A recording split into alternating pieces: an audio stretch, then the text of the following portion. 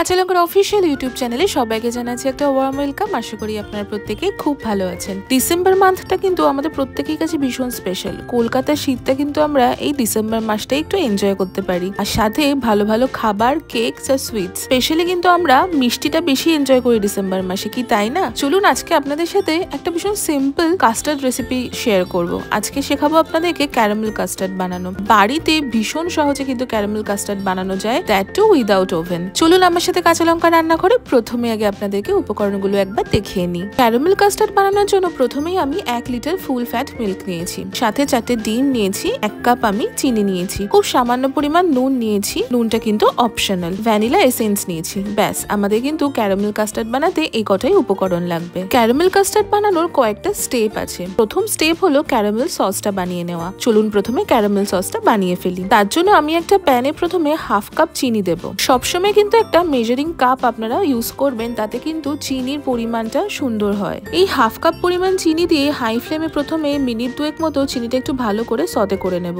চিনিটা ঠিক যে সময় হালকা করে গলতে শুরু করবে তখনই আমি 3 to 4 টেবিল স্পুন মতো জল দিয়ে দিলাম। এর থেকে বেশি জল কিন্তু লাগবে না। আর উপর থেকে খুব সামান্য পরিমাণ নুন দিলাম। আমি আগেই বলেছি নুনটা কিন্তু অপশনাল। আমি মিষ্টি রান্নাতে একটু নুন ব্যবহার করি, তাই জন্য আমি নুন দিলাম। আপনারা চাইলে কিন্তু নুনটা একদমই স্কিপ করতে পারেন। এবারে কাজটা কিন্তু ভীষণই important to make a perfect caramel sauce. High ফ্লেমে কন্টিনিউয়াসলি কিন্তু রান্না করে যেতে হবে। দেখবেন আস্তে আস্তে ক্যারামেলটা তৈরি হতে শুরু করেছে, খুব সুন্দর একটা লাইট গোল্ডেন কালার আসতে শুরু করেছে। এবার আমি আসি ক্যারামেলের কালারটা। আমি একটা সুন্দর লাইট গোল্ডেন কালারের ক্যারামেল সস বানাবো। আপনারা যদি মনে করেন আর একটু ডার্ক কালারের বানাবেন তাহলে কিন্তু সেটাও বানাতে পারেন। আমি একটু হালকা গোল্ডেন কালারটাই পছন্দ করি। এবার আপনাদের মনে এই প্রশ্নটা আসতে পারে যে ক্যারামেল সসটা বানাতে কতক্ষণ সময় লাগতে পারে। আমি যে একটা হালকা গোল্ডেন কালারের ক্যারামেল সস বানাবো, সেটা বানাতে আমার 10 থেকে 12 মিনিট সময় লাগবে। 10 থেকে 12 মিনিট কন্টিনিউয়াসলি রান্না করার পর কিন্তু সুন্দর একটা কালার আসবে। আপনারা যদি মনে করেন কালারটা আরেকটু ডার্ক করবেন তাহলে কিন্তু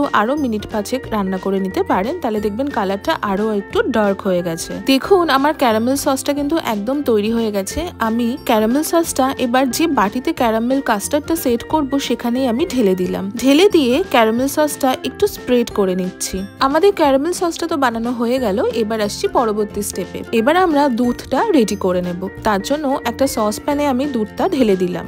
দুধ ফুটে আসলেই আমি 1/2 কাপ চিনি দিয়ে দিলাম। চিনিটা কিন্তু আমরা গলে আসা পর্যন্তই দুধটা ফুটিয়ে নেব। ক্যারামেল কাস্টার্ড বানানোর জন্য কিন্তু দুধ কখনোই অনেকক্ষণ ধরে ফুটিয়ে ঘন করার প্রয়োজন পড়ে না। চিনিটা গলে গেলেই কিন্তু 4 থেকে 5 ড্রপ মতো ভ্যানিলা এসেন্স আমি দিয়ে দিলাম। দিয়ে ভালো করে মিশিয়ে নিয়ে গ্যাসের ফ্লেমটা অফ করে দিলাম।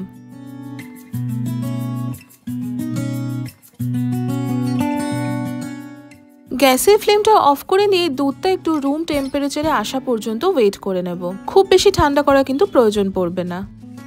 দুধ যতক্ষণে নর্মাল বা রুম টেম্পারেচারে আসছে ততক্ষণে চলুন আমরা ডিমের ব্যাটারটা এবার রেডি করে ফেলি। একটা বড় মিক্সিং বাউলে আমি 4টে ডিম ফাটিয়ে নিলাম। 4টে ডিম ফাটিয়ে নিয়ে ডিমটাকে এবার ভালো করে ফেটাতে শুরু করব।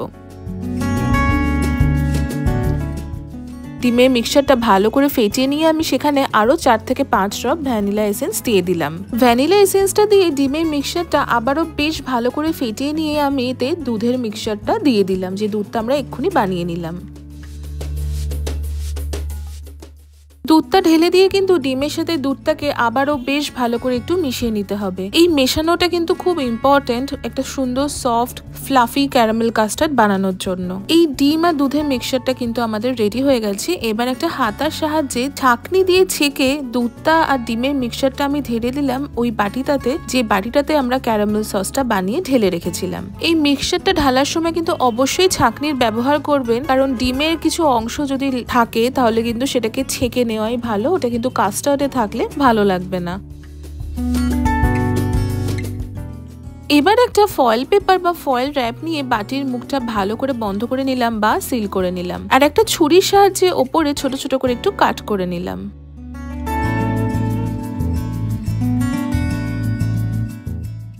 অন্যদিকে আমি অলরেডি একটা বড় পাত্রে বেশ খানিকটা গরম জল ফোটাতে বসিয়ে দিয়েছিলাম। জলটা কিন্তু টকবক করে ফুটছে, আর এটাকে অ্যাকচুয়ালি প্রিহিট করা বলে। আমি সুন্দর করে কিন্তু এটাকে প্রিহিট করে নিয়েছি। এবার একটা স্ট্যান্ড আমি বসিয়ে দিয়েছি মাঝখানে। সেই স্ট্যান্ডের উপর খুবই কেয়ারফুলি কাস্টার্ডের বাটিটা আমি বসিয়ে দিলাম। বাটিটাকে বসিয়ে আমি চাপাটা দিয়ে দিলাম। চাপাটা দিয়ে লো টু মিডিয়াম হিটে বা 20 থেকে 25 মিনিট কিন্তু এটাকে স্টিম করে নিতে হবে।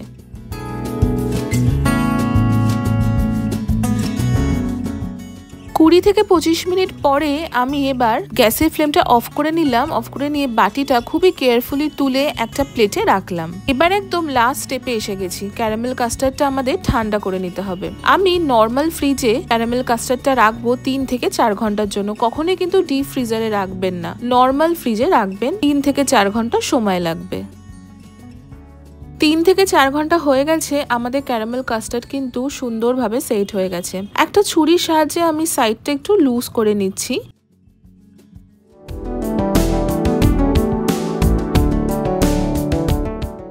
এবার একটা সার্ভিং প্লেটে আমি বাটিটা কেয়ারফুলি বসিয়ে উল্টে নিলাম। আমাদের ক্যারামেল কাস্টার্ড কিন্তু একদম রেডি হয়ে গেছে। হালকা গোল্ডেন কালারের একটা ক্যারামেল সস, তার সাথে ক্যারামেল কাস্টার্ড, এটা ভীষণ ভালো খেতে হয়। আপনাদের একটু কেটে দেখাই, তাহলে বুঝতে পারবেন ক্যারামেল কাস্টার্ডটা ভীষণ সফট আর ভীষণ ফ্লাফি হয়েছে। খেতে কিন্তু ভীষণ ভালো হয়েছিল।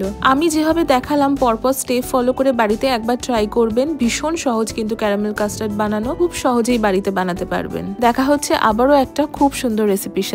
ততক্ষণের জন্য ভালো থাকবেন, সুস্থ থাকবেন আর কাঁচা লঙ্কাকে এইভাবেই ভালোবাসা সাপোর্ট দিতে থাকবেন। See you soon and happy cooking.